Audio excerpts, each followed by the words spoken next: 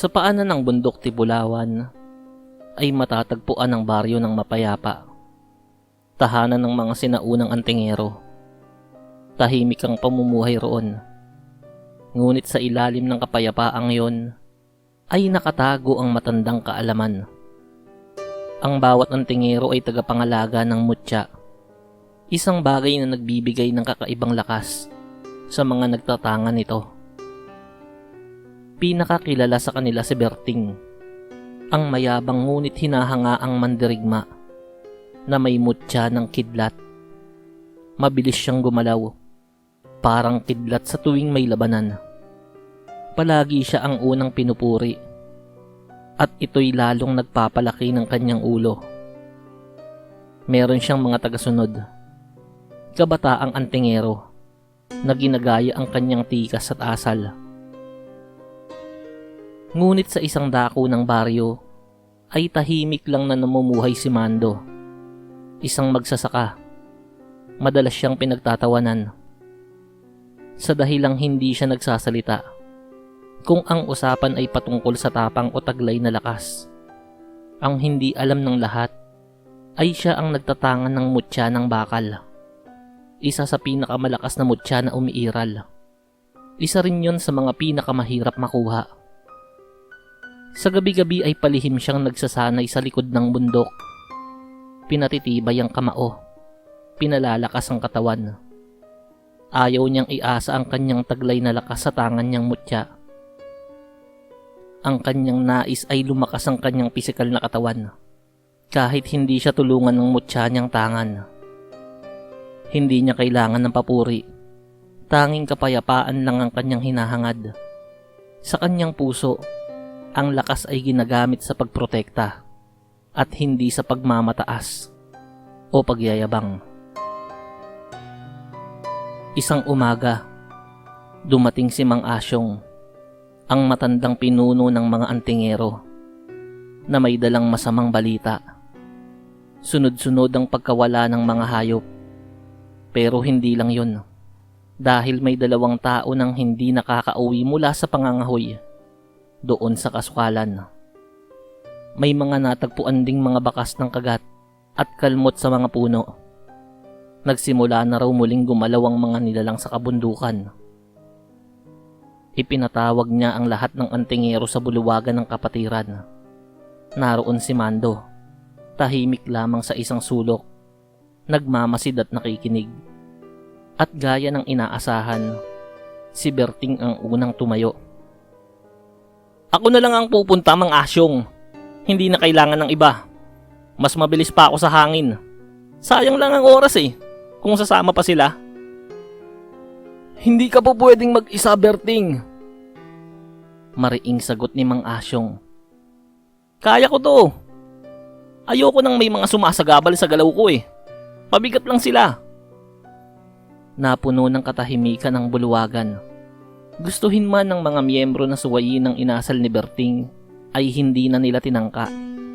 Alam nilang kaya silang patumbahin ni Berting sa isang iglap lang dahil sa taglay nitong bilis. Tiningnan ni Berting ng masama ang pinuno, tsaka tumalikod at umalis. Ang ilan ay napatingin sa kanya na may paghanga pa rin, ngunit may ilan ding lihim na nag-aalala at naiinis sa ikinilos nito. Sa kagubatan ng Tibulawan, naglalakad si Berting na buo ang loob. Ang hawak niyang impormasyon mula sa isang kasamahan ay nagsasabing ordinaryong aswang lang ang kanilang kalaban. Isang grupo lang ng mga gutom na nilalang na madaling tapusin. Pero nang marating niya ang pinakagitna ng gubat, may kakaibang amoy ang humaplos sa ilong niya. Malansa at may halimuyak ng sariwang dugo. Mula sa kadiliman ay lumitaw ang mga nilalang na may pakpak na parang paniki. May matutulis na kuko at ngipin na kayang punitin ng balat ng kahit sinong tao. Gabunan! Bulong niya, sabay atras. Kahit tiwala siya sa kanyang kakayanan, alam niyang ibang usapan na kapag gabunan ang kakaharapin. Hindi siya mananalo nang walang ginagawang pagpaplano. Ngunit huli na, mabilis silang dumami. Parang nagsulputang kabuti mula sa mga anino ng mga dahon at katawan ng mga puno. Napalibutan na siya. Samantala, sa baryo, lihim na kinausap ni Mang Asyong si Mando. Alam kong tahimik ka lang, Mando. Pero alam ko rin kung gaano kalalim ang lakas mong itinatago. Sundan mo si Berting. Nilamon na siya ng kayabangan, kung kaya't nabulag na siya at hindi niya na makita ang totoong panganib. Tumangulang si Mando. Alam niyang may mali. Ang nagbigay ng ulat na animoy ordinaryo lang namang aswang ang nagkukuta sa kasukalan ay si Kaloy. Isang antingero na matagal nang may inggit kay Mang Asyong. Hindi alam ng karamihan. Si Kaloy ay isang tagapagsilbi ng mga aswang. Si Kaloy ay matagal nang may kasunduan sa mga gabunan. Ang kapalit ng kapangyarihan ay pagkakanulo sa mga kapwa antingero.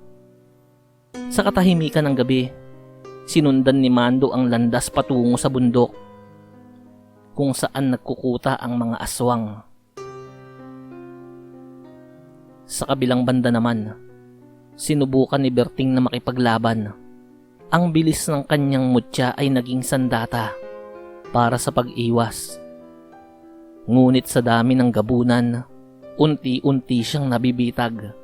Sumisikip ang espasyong kanyang ginagalawan. Sa isang iglap, isang kuko ang bumaon sa kanyang balikat. Napaatras siya, duguan. Tinangka niyang tumakbo, ngunit isang gabunan ang lumipad sa kanyang harapan. Wala kang takas! Sambit nito. Ngunit bago pa siya tuluyang tapusin ang gabunan, may isang malakas na tunog ang umalingaw-ngaw. Parang bakal na tumama sa batok ng halimaw. Natumba to at hindi na makatayo. Si Mando yun. Mula sa dilim ay biglang lumitaw. Tahimik, walang bitbit na kahit anong armas. Subalit nakatayo ng matatag. Sa isang iglap ay nilusob siya ng isang gabunan na naroon. Nakahanda siya nitong tusukin sa katawan gamit ang matutulis na kuko. Subalit hindi umilag si Mando. Sa halip ay inabangan niya ang gabunan na makalapit sa kanya. Nang eksaktong magkaharap na sila ng gabunan, ay dumapo ang kamao niya sa sikmura nito. Umatras ang halimaw, sumuka ng itim na dugo, napaluhod sa lupa at namimilipit ng husto. Isa, dalawa pa, tatlong suntok pa, at tatlong gabunan pa ang nabuwal. Ang bawat suntok ay may tunog na parang kampana sa simbahan, malalim, mabigat, at matatag. Napamulagat si Berting. Mando? Tatahimik ka na lang ba riyan? O tutulungan mo ako? Maikling sagot ni Mando. Sa gitna ng gabi, magkasama sina Mando at Berting. Mabilis si Berting, malakas si Mando. Sumasayaw sa lupa ang bilis ng kidlat habang umuuga ang lupa sa bawat kamaong bakal. Pinagpapalit-palitan nila ang bawat atake. Sa bawat gabunan na umaaligid, may tumatama. Isang sipa, isang suntok, isang malutong na hampas. Sa wakas, natuto si Berting makinig sa ritmo ni Mando at doon nila nadiskubre ang kombinasyong walang kapantay. Si Berting ang nanglilito sa pamamagitan ng kanyang bilis at si Mando ang tatapos gamit ang kanyang kamao. Hanggang sa matira na lang ang pinakamalaki sa mga gabunan, ang pinuno, isang matandang aswang na may mas malalapad na pakpak at makapal na balahibong kulay abo. Ang pinuno ng gabunan ay humagalpak ng tawa. Dalawa lang kayo. Ako ang bantay ng kagubatan. Kabisado ko ang lugar na to. Hindi na kayo makakalabas ng buhay rito. Mabilis na sumugod si Berting. Sa isang iglap ay nasa likuran na siya ng pinunong gabunan. Subalit nang laki ang kanyang mga mata, nang biglang humarap sa kanya ang aswang, iwinasiwas lamang siya nito at tumilapon siya sa isang malaking katawan ng puno. Matinding pinsala ang kanyang natanggap para sumuka siya ng napakaraming dugo. Sa muling pagharap ng gabunan, ay nagulat ito dahil nasa harap niya na si Mando. Isang napakalakas na suntok sa sikmura ang pinakawalan nito. Nang makitang nawala sa balanse ang gabunan, ay isang suntok naman sa isa nitong pakpak ang pinakawalan ni Mando. Sa ganoong paraan, ay hindi na ito makalilipad at makakatakas. Nagtangkang maipagsabayan sa laban ng pinunong gabunan. Subalit tila kasing tigas ng bakal ang balat ni Mando at hindi bumabaon ang kanyang ngipin o kuko. Sa huling pagkakataon ay sa mukha na pinuntirya ni Mando ang pinunong gabunan. Isang sunod-sunod na suntok ang pinakawalan niya. Bawat tama sa mukha ng pinunong gabunan ay parang kulog. Bawat puwersa ay kasing bigat ng bakal. Sa huli ay bumagsak ang pinunong gabunan. Ang lupa'y nadilig ng itim na dugo galing sa durog nitong mukha. Pasan ni Mando si Berting. Hindi nito ininda ang bigat. Sa pagdating nila sa baryo, nagtipon ng lahat. Walang makapagsalita. Si Mang Asyong lang ang lumapit. Ngayong nakita nyo na, ang lakas ay hindi laging sinisigaw at pinagyayabang. Mando, maraming salamat. Sa pagkakataong yun, ang mga kabataan ay natahimik. Ang mga matay hindi na nakatuon kay Berting, kundi kay Mando, ang tahimik na tagapagligtas.